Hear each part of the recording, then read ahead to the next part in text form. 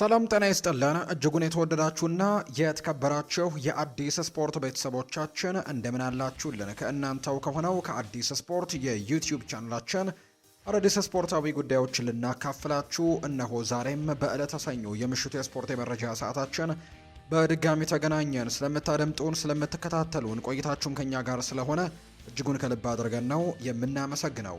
በዛሬው ፕሮግራማችን የተለያዩ ስፖርታዊ ጉዳዮችን ወደ እናንተ እያደረስን ቆይታን የምናደርግ ይሆናል። ከነዚህ መካከል ትልልቆቹን የአውሮፓ ክለቦች እነ ማንቸስተር ዩናይትድ፣ እነ አርሰናል፣ እነ ማንቸስተር ሲቲ፣ ሊቨርፑል፣ ቸልሲ፣ ሪያል ማድሪድ፣ ባርሰሎናን ጨምሮ ሌሎችም የአውሮፓ ታላላቅ ክለቦችን የተመለከቱ የዝውውር ጉዳዮችን እናነሳለን። ከዛ ውጭ ደግሞ የዓለም ዋንጫ ጊዜ ላይ እንገኛለንና የዓለም ዋንጫ አሁንም ሞቅ ደመቅ ብሎ መደረጉን ቀጥሏል። ዛሬም የሚደረጉ በጣም ተጠባቂ ጨዋታዎች አሉ። እነ አርጀንቲና እነ ፈረንሳይ ዛሬ ነው ጨዋታቸውን የሚያደርጉት። ከነዚህ ጨዋታዎች ጋርም አያይዘን በጣም ሰፋ ያሉ ርዕሰ ጉዳዮችን ወደ እናንተ ማድረሳችንን የምንቀጥል ነው የሚሆነው። እናንተ እስከ ፕሮግራማችን ፍጻሜ ድረስ ከኛ ጋር እንድትቆዩ በአክብሮት ጋብዛለሁ። ቪዲዮአችንን ላይክ፣ ቻናላችንን ሰብስክራይብ እያደረጋችሁ ከኛ ጋር ቆይታን አድርጉ። ያላችሁን ሀሳብ አስተያየት ደግሞ ስምና አድራሻችሁን ኮሜንት ቦክስ ላይ እየጠቀሳችሁ ልትጽፉልን ትችላላችሁ። ከኛ ጋር ስላላችሁ እጅግ ከልብ አድርገን እናመሰግናለን። ፏድ ባሩ ፕሮግራሙን እየመራው ቆያለሁ። አብራችሁኝ ቆዩ።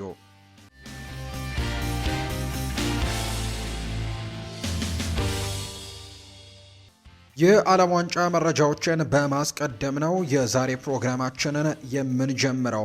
የዓለም ዋንጫ ዛሬም ቀጥሎ ይደረጋል። ተጠባቂ ጨዋታዎችም ይደረጋሉ። ከነዚህ መካከል የሊዮኔል ሜሲዋ አርጀንቲና፣ የኬሊያን ምባፔዋ ፈረንሳይ፣ የኤርሊንግ ብራውት ሃላንዷ ኖርዌይ ብሔራዊ ቡድን ዛሬ ነው ጨዋታቸውን የሚያደርጉት። በጣም ተጠባቂ መርሃ ግብሮች አሉ። የእነሱን የጨዋታ መርሃ ግብሮች በማንሳት እንጀምር። ልክ ምሽት 2 ሰዓት ሲል አርጀንቲናና ኦስትሪያ ጨዋታቸውን የሚያደርግ ይሆናል። ሊዮኔል ሜሲ ጅማሮ እጅግ በጣም አስደናቂ እንደነበር እናስታውሳለን። ከአፍሪካዊቷ ሀገር አልጄሪያ ጋር በተደረገው ጨዋታ 3 ግቦችን አስቆጥሮ እንደነበር የምናስታውሰው ነውና ለአርጀንቲና ብሔራዊ ቡድን በዚህ ዓለም ዋንጫ ላይ ምን ያክል ጉዞዎችን ያደርጋሉ የሚለው በርካቶች ይጠብቁታል። የ2022 ሻምፒዮን እንደነበረች የምናስታውሰው ነው። ዛሬ ደግሞ ከዳቪድ አላባዋ ሀገር ኦስትሪያ ጋር የሚያደርጉት መርሃ ግብር ይጠበቃል። ይህ ጨዋታ ቀደም ብሎ ልክ ምሽት 2 ሰዓት ሲል የሚጀምር ጨዋታ ነው። ሌላኛው ሌሊት 6 ሰዓት ሲል ፈረንሳይና ኢራቅ ጨዋታቸውን ያደርጋሉ። ከዚህ ጨዋታ ጋርም ተያይዞ በርካቶች ሀሳቦቻቸውን እየሰጡ ይገኛሉ። በተለይ የፈረንሳይ ብሔራዊ ቡድን በማጥቃቱ መስመር ላይ ያላቸው ጥንካሬ ለበርካቶች አስገራሚ እንደሆነ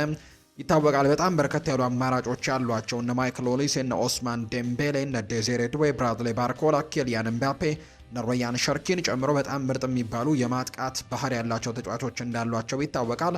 መከላከሉም ያን ያክል የሚታማ አይነት የመከላከል ስፍራ አይደለም። በጣም ጠንካራ እንደሆነ ይነገራል። የባየር ሚኒኩ ዳዮቶ ፓሚካኖ እዚህ ቡድን ውስጥ ያለ ተጫዋች ነው። አሁን ወደ ሪያል ማድሪድ የተቀላቀለው እንዲሁም ኢብራሂማ ኮናቴም የዚህ ብሔራዊ ቡድን ስብስብ አባል ነው። እንዲሁ ደግሞ ዊሊያም ሳሊባም የአርሰናል ተጫዋች በዚህ ስብስብ ውስጥ በደንብ የምናውቀው ተጫዋች ነው። ከዛ ውጭ እነ ላክሯ ከክሪስታል ፓላስም በዚህ ስብስብ ውስጥ ይገኛሉና በጣም ጠንካራ ስብስብ እንዳላቸው ይነገራል። በመጀመሪያው ዙር ጨዋታም ከሴኔጋል ጋር በተለይ በመጀመሪያው 45 የጨዋታ ክፍለ ጊዜ የዲዲዬ ዴሾ ቡድን የፈረንሳይ ብሔራዊ ቡድን ተቸግሮ የነበረ ቢሆንም በሁለተኛው 45 የጨዋታ ክፍለ ጊዜ ግን ሁሉን ነገር የለወጠ እንግዲህ ነገሮችን ካደረጉ በኋላ የዲዲዬ ዴሾ ፈረንሳይ ብሔራዊ ቡድን ሴኔጋልን 3-1 ማሸነፏን እናስታውሳለን። የዛሬው ጨዋታ ደግሞ ከሴኔጋል በአነስተኛ መልኩ የሚቀንስ አይነት ወይም ደግሞ ፉክክሩ የሚቀንስ አይነት ጨዋታ ይደረጋል ተብሎ ይታሰባል። ከኢራቅ ብሔራዊ ቡድን ጋር የሚደረግ ጨዋታ ነው።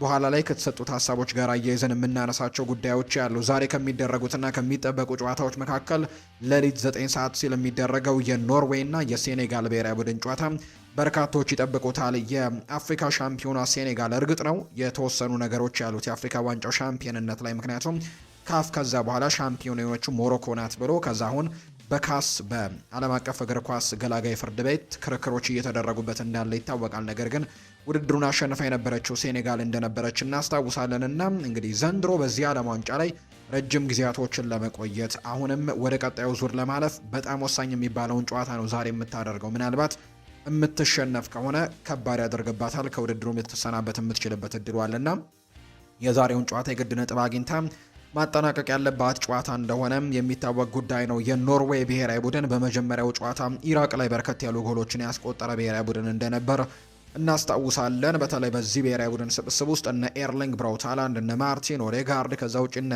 በአረብ ለብዚሽ የምናውቀው እነ አንቶኒዮ ኑሳ በጣም ድንቅ የሚባሉ ፐርፎርም የሚያደርጉ ተጫዋቾች ያሉበት ብሔራዊ ቡድን ነውና የዛሬው ጨዋታ ይጠበቃል። ለሴኔጋልም ለኖርዌይ የሚጠበቃል። ኖርዌይ ከ28 ዓመታት በኋላ ነው ወደ ዓለም ዋንጫ ተሳትፎ እንደተመለሰች የምናውቀውና በመጀመሪያው ጨዋታ ድል ቀንቷቸዋል። የዛሬው የሴኔጋል ጨዋታ ደግሞ ምን አይነት ውጤቶችን ያመጡበታል? ሌሊት 9 ሰዓት የሚጀምረው ጨዋታ ምላሹን ይሰጠናል ተብሎ ይታሰባል። ሌላኛው ጆርዳንና አልጄሪያ 12 ሰዓት ላይ ለነገ ጠዋት 12 ሰዓት ላይ የሚደረግ ጨዋታ እንደሆነ ነው ይፋ የተደረገው። የዓለም ሻምፒዮኗ አርጀንቲና ዋና አሰልጣኝ የሆኑት ሊዮኔል ስካሎኒ ለተጋጣሚያችን ኦስትሪያ ክብር አለን ሲሉ ይናገራሉ። ከጨዋታው በፊት በሰጡት አስተያየት ሁለቱ ቡድኖች የምድብ የመጀመሪያ ጨዋታቸውን አሸንፈው ሲገናኙ ይህ ዓለም ዋንጫ ቀላል ጨዋታ እንደሌለ አሳይቶናል በማለት ነው ሊዮኔል ስካሎኒ የሚናገሩት። ስለ ሜሲ ወላጅ አባት ሐሰተኛ ዘገባ የተጠየቁት ሊዮኔል ስካሎኒ ቡድኔ በመልካም ሁኔታና መንፈስ ላይ ይገኛል፣ ከዚህ በላይ የምለው ነገር የለኝም ሲሉ ተናግረዋል። በቅርቡ በተለይ ሊዮኔል ሜሲ ከአልጄሪያ ብሔራዊ ቡድን ጋር በነበረው ጨዋታና ሃትሪክ በሰራበት ጨዋታ ላይ በአንዱ ጎል ላይ እንዲህ ሲያለቅስ ተስተውሎ ነበር እና በዛ ምክንያትም በርካቶች ጥያቄ አንስተው ነበር። ነገር ግን የሱ ምላሽ ከሜዳ ውጪ ባለ ነገር ነው፣ ከእግር ኳሱ ጋር የሚገናኝ አንድም ነገር የለውም ብሎ ምላሽ ሰጥቶ እንደነበር እናስታውሳለን። እና ከዛ በኋላ ግን እንግዲህ የተለያዩ ነገሮች ከተነሱ በኋላ የአንድ የቴሌቪዥን ሚዲያ ወይም ደግሞ በአርጀንቲና የሚገኝ አንድ የቴሌቪዥን ሚዲያ በቀጥታ ስርጭት የሊዮኔል ሜሲ አባት ማረፏን አንድ ጋዜጠኛ ከተናገረች በኋላ በጣም በርከት ያሉ ዘገባዎች ተነስተው ነበር። ትክክል ያልሆነ መረጃ እንደሆነ ተረጋግጧል። እሷም ከስሯ እንደለቀቀች የሚታወስ ጉዳይ ነውና በዚህ ብሔራዊ ቡድን ስብስብ ውስጥ ቀውሶችን ሊፈጥር ይችላሉ የሚሉ ነገሮች ሲነሱ ነበር። ነገር ግን አሁን ቡድኔ ሰላማዊ መንፈስ ላይ ይገኛል ብለዋል አሰልጣኝ ሊዮኔል ስካሎኒ ነው ይህንን ሀሳብ የሰጡት። ኬቨን ዳንሶ ይናገራል። ሊዮኔል ሜሲን አንፈራውም ሲል ነው የኦስትሪያ ብሔራዊ ቡድን ተከላካይ ኬቨን ዳንሶ ከዛሬው የአርጀንቲና ጨዋታ በፊት ቃሉን የሰጠው። ኬቨን ዳንሶ በንግግሩ በዓለም ዋንጫ እንደ ቡድን ከተጫወትንና ፍላጎታችን ካለን የማይቻል ነገር የለም ሲል ይናገራል። ሁሉንም ተጋጣሚያችንን እናከብራለን ወይም ደግሞ ሁሉንም ተጋጣሚዎቻችንን እንደምናከብር መግለጽ እንፈልጋለን ይላል ኬቨን ዳንሶ። ነገር ግን በጨዋታው የምንገባው ለሀገራችን ጥሩ ነገርን ለማሳካት ነው ሲልም ይናገራል። ስለ አርጀንቲናዊው ኮከብ ሊዮኔል ሜሲ ያነሳው ኬቨን ዳንሶ እሱን እናከብረዋለን፣ ነገር ግን በፍጹም አንፈራውም ሲልም የተደመጠው።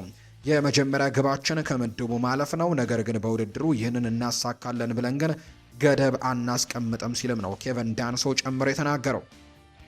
ቁጥሮች የሚያሳዩት አርጀንቲና እንደምታሸንፍ ነው ያለው ደግሞ ራልፍ ራኒክ ናቸው። የኦስትሪያ ብሔራዊ ቡድን አሰልጣኝ በቀድሞ የማንቸስተር ዩናይትድ አሰልጣኝም እንደነበሩ በጊዜያዊነት እናስታውሳለን። ራልፍ ራኒክ ሲናገሩ አርጀንቲና እንደምታሸንፍ ነው ቁጥሮች የሚያሳዩት ብለዋል። የኦስትሪያ ብሔራዊ ቡድን ዋና አሰልጣኝ ራልፍ ራኒክ ልናሸንፍ እንችላለን ሲሉ ከጨዋታው በፊትም እንዲሁ ተናግረዋል።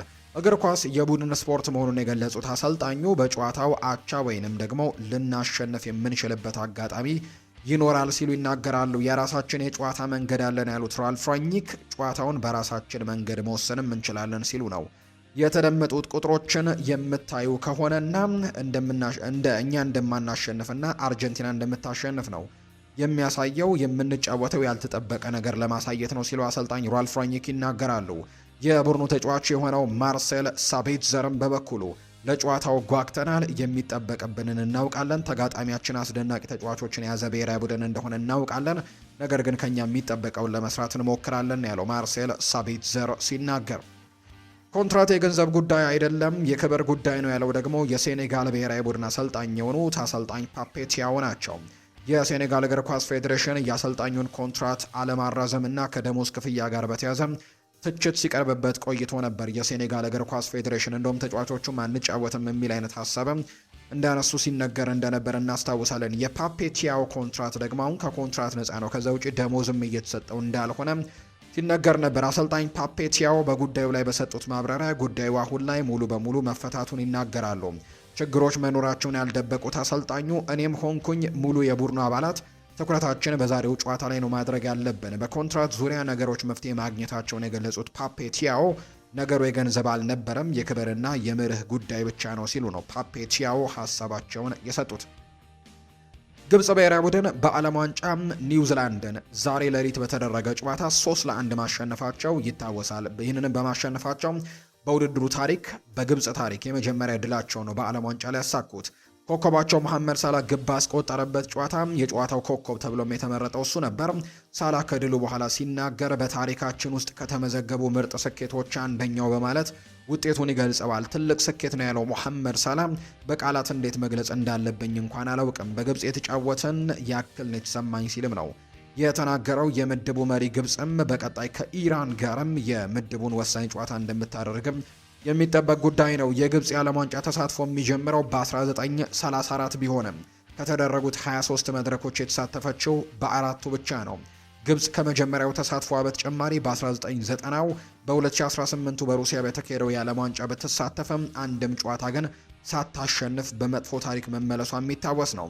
በአሜሪካ በካናዳና በሜክሲኮ አስተናጋጅነት በተካሄደው በ2026 እየተካሄደ በሚገኘው የ2026 የዓለም ዋንጫ ላይ ግን አፍሪካን ከወከሉ 10 ሀገራት መካከል አንዷ የሆነችው ግብጽ በምድብ 7 ከቤልጅየም ከኢራንና ከኒውዚላንድ ጋር መደልደሏ ይታወሳል። በመጀመሪያ የምድብ ጨዋታዋ የበላይ ሆና ታጠናቅቃለች ተብላ ከተገመተችው ቤልጅየም ጋር የተጫወተችው ግብጽ 1-1 በሆናቸው ውጤት በማጠናቀቅ የመጀመሪያ ነጥቧን ማሳካት ችላለች። የምድብ ሁለተኛ ጨዋታ ደግሞ ኒውዚላንድን 3-1 በማሸነፍ በዓለም ዋንጫው የመጀመሪያ ድሏን ያስመዘገበችው። የግብጽ ድል በ9 የዓለም ዋንጫ ጨዋታዎች የመጀመሪያ ሆኖ ተመዝግቦላታል። ፈርዖኖቹ ምድቡን በ4 ነጥቦች በበላይነት በመምራት ላይ የሚገኙ ሲሆን በታሪካቸው ለመጀመሪያ ጊዜ ጥሎ ማለፉን ለመቀላቀል የተሻለ ድል ይዘዋል።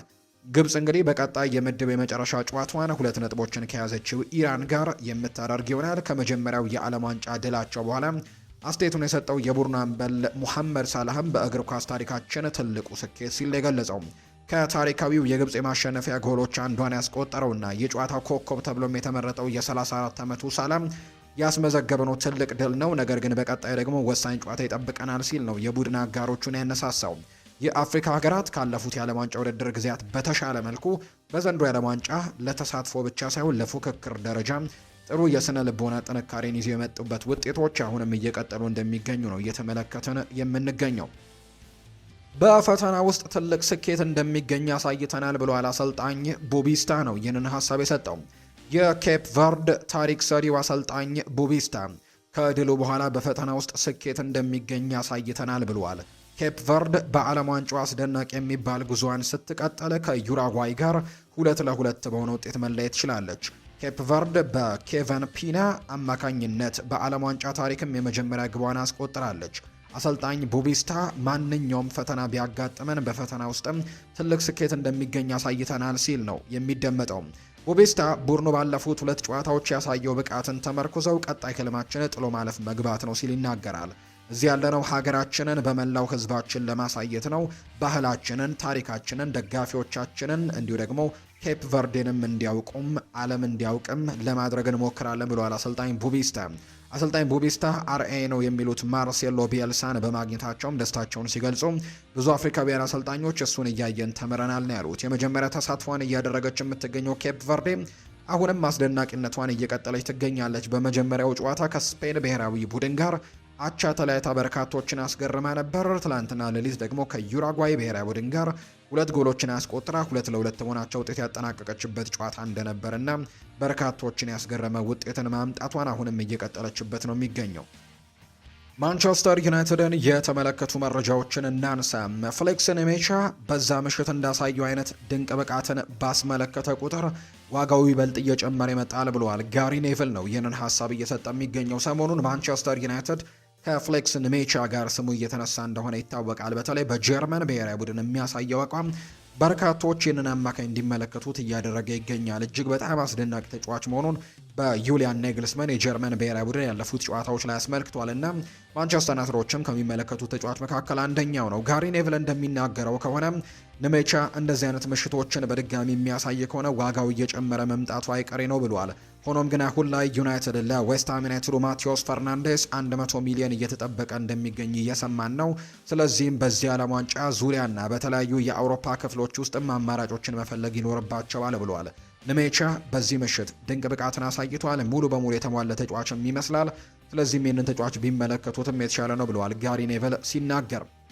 ሌላኛው የሚነሳው ጉዳይ በተለይ ፋብሪዚዮ ሮማኖ እንደተናገረው ከሆነ ማቴዎስ ፈርናንዴስን የሚያስፈርመው ጥሩ ሂሳብ ያቀረበ ክለብ እንደሆነ እየተናገረ ነው። አሁን ላይ ማንቸስተር ዩናይትዶች ማቴዎስ ፈርናንዴስን በተመለከተ አጣብቂኝ ውስጥ መግባቱ ተፎካካሪዎቹንም ይበልጥ እንደጠነከሩ እየተገለጸ ይገኛል። ቶተንሃም ከተጫዋቹ ጋር ከስምምነት ለመድረስ ከፍተኛ ጥረትን እያደረጉ ነው። ማንቸስተር ዩናይትድ ከተጫዋቹ ጋር ከዚህ በፊት ከስምምነት ደርሶ እንደነበር ሰምተን ነበር። ነገር ግን ዩናይትዶች እስካሁን ድረስ ይፋዊ የሚባል ጥያቄዎችን ለዌስትሃም ዩናይትድ ማቅረብ አልቻሉም። ነገር ግን ያንን መዘግየታቸውን የተመለከቱ ሌሎች ክለቦች ወደ ፉክክር እየተቀላቀሉ ይገኛሉ። ከነዚህ መካከል ቶተንሃም አንደኛው ነው። ከክለቡ ጋር ገንዘቡን ለማቅረብ ያን ያክል ችግር ይኖርበታል ተብሎ አይታሰብም። ነገር ግን ተጫዋቹን ለማግባባት ትልቅ ሙከራዎችን እያደረጉ እንዳለ እየሰማን እንገኛለን። ዩናይትድ በበኩሉ ከዌስትሃም ዩናይትድ ጋር ከተጫዋቹ ጋር ያለውን ነገርም ለመጨረስ በንቃት እየሰራ እንደሚገኝ ነው የተገለጸው። ሆኖም አሁን ላይ ለዌስትሃም ዩናይትድ ጥሩ የዝውውር ሂሳብ ማቅረብ የሚችለው ክለብ ከተጫዋቹ ጋርም ከስምምነት መድረስ እንደሚችል እየተጠቆመ እንደሚገኝ ነው ፋብሪሲዮ ሮማኖ መረጃውን እያጋራ የሚገኘው። ቶተንሃም ከተጫዋቹ ወኪል ሆርግ ሜንዴስ ጋርም ንግግር ቢያደርግም በግል ደረጃ ግን ከስምምነት እስካሁን አልደረሱም ከተጫዋቹ ጋር። ዌስትሃም መነሻ ዋጋው 85 ሚሊዮን ፓውንድ የለጠፉበት ሲሆን ብዙ ክለቦች ፉክክሩን እየተቀላቀሉ በመሆኑም ከዚህ የበለጠ ገንዘብ ሊገኝበት ይችላል ብለው ያምናሉ። ዌስትሃም ዩናይትዶችና በጭራሽ ከዚህ ገንዘብ በታች ይቀንሳሉ ተብሎ እንደማይጠበቅ ነው ፋብሪሲዮ ሮማኖ እያረጋገጠ የሚገኘው። ኮቢ ማይኖ ስለ ካሴሜሮ ይናገራል። ከአርሰናል ጋር ስለነበረው ጨዋታ ሲያነሳ ከአርሰናል ጋር በነበረን ከሜዳ ውጪ ጨዋታ ውጤቱ 2-2 በነበረበት ወቅት ስህተት ሰርቼ ኳስ አበላሽቼ ነበር። በዚያን ጊዜ ካሴሜሮ ፍጹም ኮስተር ባለፊት ወደ እኔ ቀርቦ እንዲህ አለኝ፣ ኮቢ ለመሆኑ ዛሬ እየተጫወተን ያለነው በጥቁር ማሊያ መሆኑን አውቃለሁ ወይ ሲልም ጠየቀኝ። በእንደዚህ አይነት ጊዜ ፈገግ ሳትል መቅረት አይቻልም። እንደዚህ ያሉ ቀልዶች ወዲያውኑ ጫናዎችን የሚያቃልሉና እግር ኳስ ስለ ውጤት ብቻ ሳይሆን ስለ ጨዋታም ራሱ ደስታ ጭምር እንደሆነ የሚያስታውሱ ንግግሮች ናቸውና በጣም አመሰግነዋለሁ ሲል ነው ኮቢ ማይኖ ስለ ካሴሜሮ የተናገረው። ቶተንሃም ቀጣይ ኢላማቸውን በማርከስ ራሽፎርድ ላይ እንዳደረጉን የተነገረው በዩናይትድ እና በማርከስ ራሽፎርድ መካከል ስምምነት ላይ የተደረሰበት የ40 ሚሊዮን ፓውንድ የዝውውር ሂሳብም ለመክፈል ፍላጎት የላቸውም። ነገር ግን ዝቅተኛ የዋጋ ጥያቄ ለማቅረብ መንገዶችን እያጠኑ እንደሚገኝ ነው የመረጃ ምንጩ ይፋ እያደረገ የሚገኘው። በዚህ ደረጃ የራሽፈርድ ምርጫ ወደ ሌሎች ሊጎች ማምራት ሲሆን በተለይም እሱን በቅርብ ወደሚከታተሉት ወደ ባርሴሎና፣ ወደ ባየር ሚኒክ ማምራትን የበለጠ ይፈልጋል። ወደ ዩናይትድ መመለስ ሌላኛው አማራጭ ነው። በአሁኑ ሰዓት በፕሪሚየር ሊግ ውስጥም ወደ ሌላ ክለብ መዘዋወር ግን እሱ የሚያስበው ነገር እንዳልሆነና በፕሪሚየር ሊጉ ለሌሎች ክለቦች የመጫወት ያን ያክል ፍላጎት እንደሌለው ነው የሚጠቁሙ መረጃዎች እየወጡ የሚገኙት። አርሰናልን የተመለከቱ መረጃዎችን እንንገራችሁ። ፓትሪክ ቪዬራ ስለ አርሰናል የዝውውር ሁኔታ ይናገራል። ሰዎች አንዳንድ ጊዜ አርሰናል የፕሪሚየር ሊግ ሻምፒዮን መሆኑን ይረሳሉ። በቀላሉ ወደ ገበያ ገብተው የተጫዋቾች ቁጥርን ለማስፋት ብቻ ማስፈረም አይችሉም። እያንዳንዱ ውሳኔ በትልቅ ጥንቃቄ መጠናቀቅ አለበት። ክለቡ ትክክለኛ ተጫዋቾች አይነቶችንና ቡድኑን ሊያሻሽሉ እንደሚችሉ መለየት፣ ከዚያ በኋላም እርምጃ መውሰድ አለበት። ሻምፒዮኖች የሚያደርጉትም ይህንኑ ነው። አርሰናል ቡድኑን ለማስፋት አይፈልግም። የሚፈልገው የተሻለ ለማድረግ ነው። ዋንጫውን ለማሳካትና ለትልልቅ ዋንጫዎችም ለመፎካከር የሚያስችሉ ጥራት፣ ባህሪና የአሸናፊነት አስተሳሰብ ያላቸው ተጫዋቾችም እየፈለጉ ነው። አንዳንድ ጊዜ በዝውውር ገበያ ውስጥ ትዕግስተኛ መሆን ከሁሉ የተሻለ አቀራረብ ሊሆን ይችላል። ቀስ ብሎ ቢሆንም እርግጠኛ መሆን ይሻላል። እናም አርሰናል በአሁኑ ጊዜ እያደረገ ያለው ይህንኑ ነው ብዬ አምናለሁ ሲልም ጭምር ነው የተናገረው። ይህንን ሀሳብ የሰጠው ፓትሪክ ቪዬራ ነው። ሳሚ ሞክቤልን ጨምሮ አንዳንድ ታማኝ የሚባሉ የመረጃ ምንጮች እንደሚናገሩት ከሆነ የአርሰናል የዚህ ክረምት ቁልፉ ሽያጭ ማርቲን ኦዴጋርድ ሊሆን እንደሚችል እየተነገረ ነው። ጠዋት በነበረው ፕሮግራማችን ላይ አንድ ጉዳይን አንስቼላችሁ ነበር። ውድ ቤተሰቦቻችን አርሰናል በዚህ ክረምት የተጫዋቾች የዝውውር መስኮት አንድ ኮከብ ተጫዋቹን ሊሸጥ አቅዷል የሚል አይነት ሀሳቦች በትልቁ ሲነሱ እንደነበር እናስታውሳለን። ከዚህ በፊት በነበሩ መረጃዎች ደግሞ አርሰናል ውስጥ መከፋፈሎች ያሉ፣ ማርቲን ኦዴጋርድ ጥሩ ገንዘብ ከቀረበለት መሸጥ አለበት ወይም ደግሞ በክለብ ውስጥ መቆየት አለበት በሚኖረው ጉዳይ ላይ የተለያዩ ጉዳዮችም ሲነሱ እንደነበር እናስታውሳለን እና ሳሙ ሜክቤል ያንን ነገር አረጋግጦታል። ሊሸጥ የሚችለው ተጫዋች ማርቲን ኦዴጋርድ እንደሆነ ነው የሰማሁት ሲልም ጭምር ነው እየተናገረ የሚገኘው። ኦሌ ዋትኪንስ ስለ ቡካዮ ሳካ ይናገራል። እኔ እንደማስበው ከሆነ ሳካ ለአርሰናልና ለእንግሊዝ የሚጨምረው ጥራት እጅግ የላቀ ነው ሲልም ነው ኦሌ ዋትኪንስ የአስተን ቪላውና የእንግሊዝ ብሔራዊ ቡድን አጥቂ የሚናገረው። አርሰናል በዚህ ክረምት ሁሊያን አልቫሬዝን የሚያስፈርሙ ከሆነ በቪክተር ዮኬሬሽ ቆይታ ላይ ጥያቄዎች እንደሚነሱ ሳሙ መክቤል ይፋ አድርጓል። በተለይ ቪክተር ዮኬሬሽን በአምናው የክረምት የተጫዋቾች የዝውውር መስኮት ወደዚህ ቡድን መቀላቀላቸው ይታወሳል። በመጀመሪያው የውድድር ዓመቱ ያን ያክል እንኳን ባይሆንም ነገር ግን እንደ አዲስ ተጫዋችነቱ አዲስ ሊግን እንደ መልመዱ ግን ጥሩ የሚባሉ አስተዋጽኦችን አድርጓል። ወደ 21 ግቦችን ለአርሰናል ማስቆጠር መቻሉ የሚታወስ ነው በሁሉም ውድድሮችና መጥፎ የሚባል የውድድር ዓመትን አላሳለፈም። ነገር ግን አርሰናሎች ሁሊያን አልቫሬዝን በትልቁ እንደሚፈልጉት ይነገራል። በቅርቡ አንድ የመረጃ ምንጭ እንደተናገረው ከሆነ አትሌቲኮ ማድሪዶች ሁሊያን አልቫሬዝን ለአርሰናል ለመሸጥ ቪክተር ዮኬሬሽን እና ትልቅ ገንዘብን እንደሚጠይቁ ሲነገር ነበር። ነገር ግን ያ በአርሰናል ቤት ወይም ደግሞ በአርሰናል ሰዎች ዘንድ ተቀባይነት ያገኛል ተብሎ እንደማይጠበቅ ነው ሳሚ ሞክቤል መረጃውን ያጋራው። ሞርጋን ሮጀርስ ወደ አርሰናል እንደሚሄድ እርግጠኛ እሆናለሁ ሲል ይናገራል። አሌክስ ጎልብሪጅ ነው ይህንን ሀሳብ የሰጠው። የጊዜ ጉዳይ ካልሆነ በስተቀር አርሰናሎች ሞርጋን ሮጀርስን እንደሚያስፈርሙት በእርግጠኝነት መናገር እችላለሁ ሲል ነው የሚናገረው። ይህንን ሀሳብ እየሰጠ የሚገኘው እንግዲህ የሞርጋን ሮጀርስን በተመለከተ አሌክስ ጎልብሪጅ ነው። ቡካዮ ሳካ ለእንግሊዝ 50ኛ ጨዋታውን ስለማድረጉ ይናገራል። ለእንግሊዝ 50 ጨዋታዎችን ማድረጌ በራሴ እጅግ የምኮራበት ነገር ነው። እንዲህ አይነት ነገሮች ምን ማለት እንደሆኑ ለመግለጽ የሚያስችሉ ቃላቶች የሉም። ስለዚህም ምንም ትርጉም የሌለው ነገር መናገር አልፈልግም። ነገር ግን ይህንን ማሳካት በመቻሌ በጣም ደስተኛ ነኝ።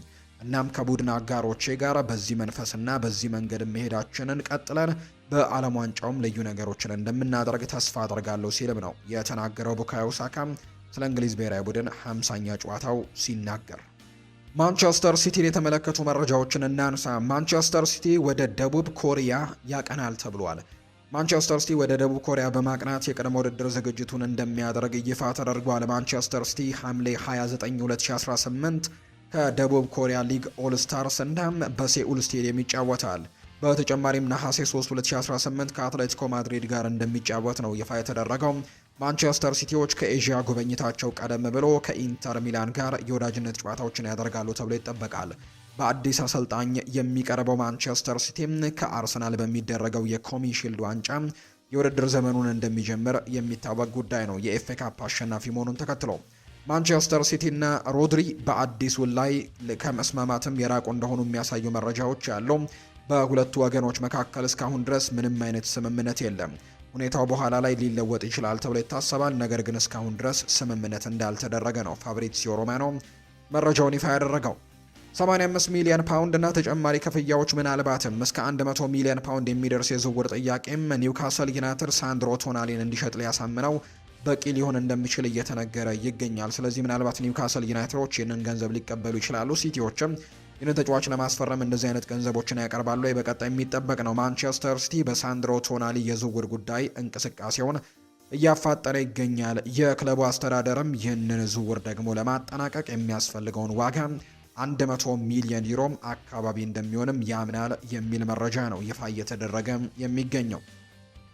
ኤንዞ ማሬስካ ወደ ማንቸስተር ሲቲ የሚያደርገውን ዝውውር ይፋዊ ለማድረግ እየተቃረበ ሲሆን በሳምንት ውስጥም ወደ 10 ሚሊዮን ፓውንድ ገደማ ይገመታል በተባለ የካሳ ክፍያ ጥቅልም ሊጠናቀቅ እንደሚችል ፎክስ ስፖርት የተባለው የመረጃ ምንጭም ይፋ እያደረገ ይገኛል። ማንቸስተር ሲቲም ኤሊዮት አንደርሰንን ለማስፈረም ከ135 እስከ 140 ሚሊዮን ዩሮ የሚደርስ ሶስተኛ ጥያቄ ለኖቲንግሃም ፎረስት ለማቅረብ ዝግጁ ሲሆን ተጫዋቹን እስከ 2031 ድረስም በክለቡ ለማቆየት በግል ተስማምተዋል። በተጨማሪም ኤሊዮት አንደርሰን በተቻለ ፍጥነት ማንቸስተር ሲቲን ለመቀላቀልም ግፊት እያደረገ እንደሚገኝ ነው ኒኮላስ ሺር የተባለው የመረጃ ምንጭ ይፋ እያደረገ የሚገኘው። የቼልሲንም ጉዳዮች በዚሁ እንንገራችሁ። የአውሮፓ እግር ኳስ ባለሙያ አንዲ ብራሰል ስለ ሬናቶ ቪዬጋ ይናገራል። ሬናቶ ቪዬጋ በዚህ የዓለም ዋንጫ ከሚያስደንቁ ተጫዋቾች አንደኛው ይሆናል። እዚህ ደረጃ ለመድረስ ያደረገው ጉዞም አስደናቂ ነው። ብዙ ሰዎች ለምን በቼልሲ እድል አላገኘም ወይ ደግሞ ለምን በቼልሲ ራሱን ማሳየት አልቻለም ብለው ሊጠይቁ ይችላሉ። በእውነቱ ቼልሲ ሁል ጊዜም እሱን እንደ ዝውውር ንብረት ወይም አሴት እንጂ እንደ ዋና የወደፊት ፕሮጀክትም አላየውም ነበር ብዬ አስባለሁ። ነገር ግን የአካል ብቃቱንና ባህሪውን ስታዩ በፕሪሚየር ሊግ ከፍተኛ ደረጃ ያለው ሴንተር ባክ የመሆን አቅም እንዳለው እረዳለሁ ብሏል ቶክ ስፖርት ሲናገር። ኤንዞ ፈርናንዴስ ብዙ ልዩነቶችን አስታውሳለሁ። 4 ዓመታት አልፈዋል። በቼልሲ ከነበሩኝ አሰልጣኝ ጋርም ብዙ ነገሮችን ተምሬያለሁ። ወደ ብሔራዊ ቡድን ስጠራ ልጅ ነበርኩኝ። እናም ዛሬ ላይ አጨዋወቴን በብዙ ከ4 ዓመታት በፊት ከነበረው በላይ አሻሽያለሁ ይላል። ኒውካስል ዩናይትዶች በዚህ ክረምት የቼልሲውን አጥቂ ሊያም ዴላፕን ለማስፈረም እየገፉበት ነው። ማክፓይሶቹ ከአዲሱ የውድድር ዘመን በፊትም የማጥቃት ቦታቸው ላይ ማጠናከሪያዎችን ሊያስሱ እንግሊዛዊውን አጥቂ ዋነኛ ኢላማቸው አድርገውታል። ቼልሲ ለሊያም ዴላፕ በ40 ሚሊዮን ፓውንድ አካባቢ ክፍያ እየጠየቁ እንደሆነ ተዘግቧል ብሏል። ዴይሊ ሜል ነው ይህንን መረጃ ይፋ እያደረገ የሚገኘው። የሪያል ማድሪድ ጉዳዮችን የምንንገራችሁ ሪያል ማድሪድና ኮሞ የኒኮ ፓዝን የወደፊት እጣ ፈንታ ለመወሰን በዚህ ሳምንት ቀጣይተኛ ስብሰባን ያደርጋሉ። ሪያል ማድሪድ ተጫዋቹን መልሶ መግዛትና ከዚያም በተለያዩ አዳዲስ ቅድመ ሁኔታዎች በድጋሚ ለኮሞ መሸጥ የሚፈልግ ሲሆን ኮሞ በበኩሉ አሁን ያለውን የዝውውር ውል መዋቅር እንዳለ ማስቀጠልን ይፈልጋል። በመካከላቸው ያለው ልዩነትም ይህ ነው። ሁለቱ ወገኖች መፍትሄ ላይ መድረስ ካልቻሉ ግን ለኒኮ ፓዝ ሌሎች አዳዲስ አማራጮች ሊፈጠሩ ይችላሉ። ሪያል ማድሪድ በጉዳዩ ላይ ሙሉ ቁጥጥር እንዳለውም ነው ፋብሪዚዮ ሮማኖ የተናገረው። ሪያል ማድሪድ በዝውውር ገበያው ላይ ስራውን አላበቃም ብሏል ፋብሪዚዮ ሮማኖ። ተጨማሪ ዝውውሮችን ለማድረግ ከፍተኛ ፍላጎትም አላቸው፣ ነገር ግን በመጀመሪያ የተጫዋቾችን ስንብት ወይም ሽያጭን ያከናውናሉ ብሏል። በዳኒ ሴባዮስ እና በሪያል ማድሪድ መካከል አዲስ ግንኙነቶች ይጠበቃሉ። እሱም ክለቡን ፍሪ ኤጀንት በመሆን ይለቃል ተብሏል። ሪያል ማድሪድ በዚህ የዝውውር አንድም ዩሮ አይፈልግም። እነሱ የሚፈልጉት ለተጨማሪ አማካይ ተጫዋቾችን ቦታ ለማስከፈት ተጫዋቹ እንዲለቅ ብቻ እንደሚፈልጉ ነው እየተገለጸ እንደሚገኝ መረጃው ይፋ ያደረገው። ወይን ማርክ ሩኒ ይናገራል። ኬሊያን ምባፔ እስካሁን ካዩዋቸው ተጫዋቾች መካከል ለሮናልዶ ሉዊስ ናዛሪዮ ደሊማ በጣም የቀረበው ተጫዋች እሱ ነው ይላል ወይን ሩኒ ሲናገር። አሁን ላይ በአግባቡ ላደንቀው የምንችልበት አደጋ ውስጥ ያለን ይመስለኛል። በኋላ ላይ ግን ወደ ኋላ መለስ ብለን በዚህ ትውልድ ውስጥ ነው ያደጉት፣ ነገር ግን ለምን በደንብ አላደነኩትም ማለታችን አይቀርም። በማህበረሰባችን ውስጥ ከፊታችን ያለውን ድንቅ ነገር ከማድነቅ ይልቅ ሁልጊዜም አሉታዊ ጎኖች ላይ ብቻ ለማተኮር እንሞክራለን። እዚህ ጋር ይህንን አላደርግም፣ እዚህ ደግሞ ያንን ነገር አላሳካም እንላለን። ነገር ግን ምናልባት ዳግም በምድር ላይ ላናየው የምንችለው ይህንን የትውልድ ልዩ ተሰጥኦ ዝም ብለን እንድናልፍ ግን አልፈልግም ሲልም ነው ወይን ማርክ ሩኒ የተናገረው። ሮድሪ በሪያል ማድሪድ የእጩ ዝርዝር ውስጥ እንደሌለ ተነግሯል። ሪያል ማድሪድ በእጩ ዝርዝሩ ላይ 5 የአማካይ ተጫዋቾች ያሉት፣ ነገር ግን ሮድሪ ከነሱ መካከል አንዱ ላይም እንደሌለ ነው የመረጃ ምንጩ የጠቆመው። ኬሊያን ምባፔ እንደ ፓሪስ ሳን ዠርሜን መጫወት አለብን ብሏል። የሚያሸንፉ ቡድኖች ሁልጊዜም ትክክል ናቸው። ሰዎች ቀደም ሲል ባርሴሎናን ኮፒ ያደርጉ፣ ሪያል ማድሪድን ኮፒ ያደርጉ ይሉን ነበር። አሁን ደግሞ ፓሪስ ሳን ዠርሜን ካውንተር ፕሬሲንግን ኮፒ ያደርጉ እያሉ ነው። ማንኛውም ሰው ቢሆን ሁልጊዜም መነሳሳት የሚያገኘው ካሸነፈ አካል ነው ብሏል። ኬሊያን ምባፔ ቀጥልና ያንተ ምርጥ የመጫወቻ ቦታ የትኛው ነው ተብሎ ተጠይቆ ነበር። በ3 የዓለም ዋንጫዎች ላይ ተጫውቻለሁ። በ2018 በስተቀኝ በኩል ተጫወትኩኝ፣ በ2022 በስተግራ በኩል ተጫወትኩኝ፣ በ2026 ደግሞ በመሃል እየተጫወትኩኝ ይገኛለሁ። ሜዳ ላይ እስከሆንኩኝ ድረስ ግን ነገሮች ሁሉ በራሳቸው መንገድ በተፈጥሯዊ ሁኔታ ይቀናሉ ሲልም ነው የተናገረው። በመጀመሪያ ጨዋታ 2 ጎሎችን አስቆጥራል ተብሎም ተጠይቆ ነበር። በትልቁ መድረክ ላይ ብቃቴንና ተሰጥኦን ለማሳየት 2 ጎል ብቻ በቂ አይደለም፣ እኔ ገና ከዚህ በላይ ማድረግ ፈልጋለሁ ብሏል ኬሊያን ምባፔ ሲናገር። ከማይክል ኦሊሴ ጋር ያላቸው ግንኙነትም ተብሎ ተጠይቆ ነበር። ማይክል ኦሊሴ እጅግ በጣም ድንቅ ተጫዋች ነው፣ ሁሉም ሰው ይወደዋል። ሜዳ ላይ ደግሞ ከሆነም ከሜዳ ውጪም በፍጥነት ነው መግባባት የቻልነው። ማይክል ኦሊሴ ታላቅ ሱፐርስታር ነው። ጨዋታው በጠጠረበት ሰዓት እንኳን ከምንም ተነስቶ አስደናቂ ነገሮችን ማድረግ ይችላል። በእያንዳንዱ ጨዋታ ላይም የተለየ ነገር የማሳየት አቅም አለው ሲልም ነው የተናገረው። ዴምቤሌ ብቃቱን እያሳየ አይደለም ተብሎም ተጠይቆ ነበር። እሱን አላውቅም፣ ጨዋታውን በድጋሚ ተመልክቼዋለሁ። በመጀመሪያው አጋማሽ ግን ዴምቤሌ በሜዳ ላይ ከነበሩት የማጥቃት መስመር ተጫዋቾች ሁሉ ምርጡ የነበረ ይመስለኛል። በሁለተኛው አጋማሽ ላይ ደግሞ እኔና ኦሊሴ ወሳኝ መሆን ወይም ደግሞ ውጤት መለወጥ ችለናል። ነገር ግን ኦስማን ዴምቤሌም ቢሆን ትልቅ ሚና ነበረው። እሱ በጣም ረጋ ያለ ነው። የባሎንዶር ሽልማትም ወይም የባሎንዶር ደረጃም ላይ ያለ ተጫዋች ነው። ሁላችንም ሙሉ በሙሉ እንተማመንበታለን። በውድድር ዓመቱ መገባደጃ ላይም ጉዳት አስተናግዶ እንደነበር መርሳት የለብንም። ከጊዜ ወደ ጊዜ ይበልጥ እየተሻሻለና እየጠነከረ ይሄዳል ሲልም ነው የተናገረው።